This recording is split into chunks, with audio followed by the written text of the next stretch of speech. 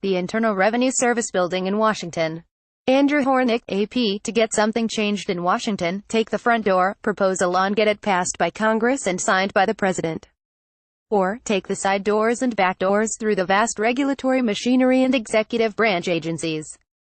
All kinds of political forces and special interests have exploited this over the years.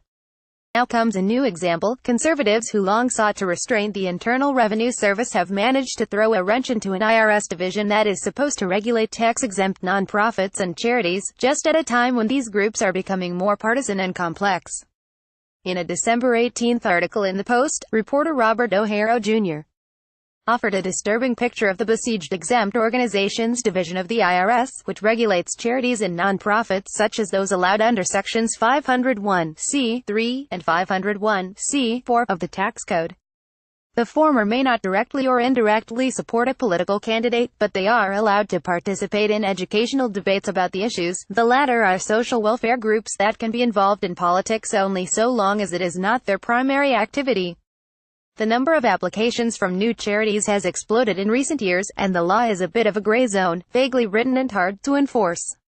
In recent years, overwhelmed by applications, the division and its then leader, Lois Lerner, fell into the crosshairs of the conservative Tea Party movement for the slow pace of approvals of Tea Party groups, which they claimed was due to a conspiracy by the Obama administration to target them.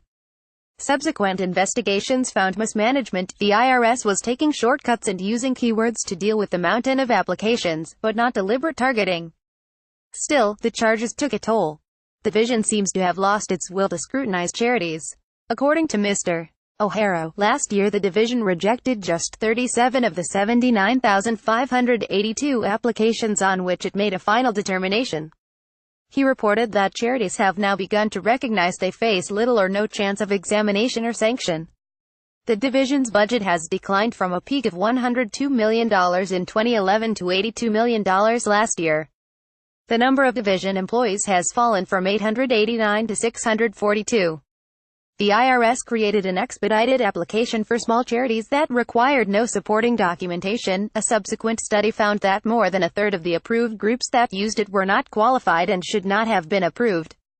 There is more than enough blame to go around in this tale. The conservative groups, their allies in Congress and the IRS itself all bear responsibility.